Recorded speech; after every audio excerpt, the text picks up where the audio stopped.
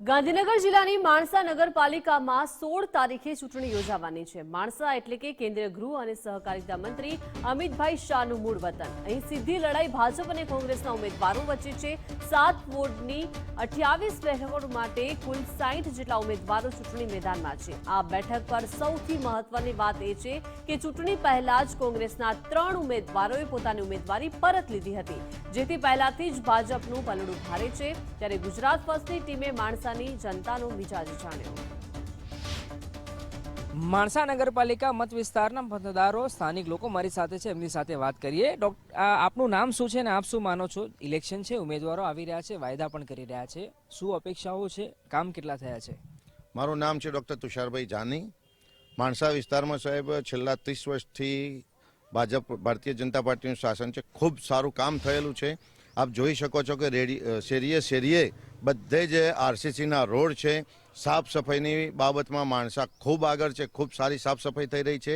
લાઇટનો કોઈ પ્રશ્ન નથી, પાણીનો કોઈ પ્રશ્ન નથી, ચારે બાજુ જનતા ખૂબ જ ખુશ છે। અને જે નવા ચૂંટાઈને જે ઉમેદવારો આવશે એ આ સુખાકારીમાં ખૂબ સારો વધારો કરશે અને જનતાને ખૂબ સારી રીતે ખુશ રાખશે તેવો અમને વિશ્વાસ છે અને એમની પાસેથી અમે એવી અપેક્ષા રાખીએ છીએ। માણસામાં હાલ તો ભાજપનો લગભગ ઘણા વર્ષોથી નગરપાલિકામાં છે, એટલે પ્રોબ્લેમ જેવું નથી, પણ પાણીની સગવડ અમે કહ્યું હતું, ઘરે ઘરે પાણી બિલકુલ ધીમું આવે છે। વોચમાં એ ફરિયાદ કરી હતી, એમને નોંધ લીધી છે। એ પ્રમાણે કામે થાય છે જ અમારા માણસામાં। એકંદરે બહુ સારું છે। થોડી સમસ્યા બહારની છે ટ્રાફિકની, પણ એ બી સોલ્વ થઈ જશે। તો માણસાની અંદર રોડ રસ્તા જેમ જેમ ટાઈમ આવે છે એમ એમ થતા જ જાય છે।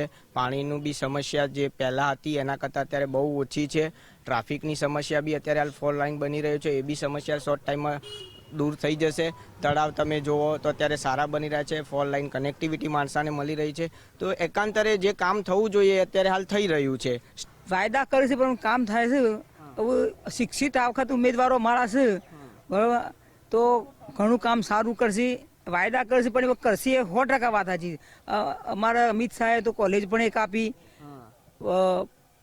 4 લાઇન અમારા JS પટેલ, અમારે તો મુહારમાં મા પીરસવા બેઠી છે અત્યારે તો, એટલે 4 લાઇન કોલેજ આવી અને આ સરોવરો જે બનો થઈ રહ્યા છે, 4 તળાવ બનાવવાનું નક્કી કરે છે મોટા ખર્ચે, એ પણ લોકો અતિ સુંદર બન્યો છે કે જે કંઈ તમે ફોજુ 5 મિનિટ ઘટે નહીં, કંઈ ઘટે નહીં। માણસા એ તો સ્વર્ગ બની જવાનું છે અમારું।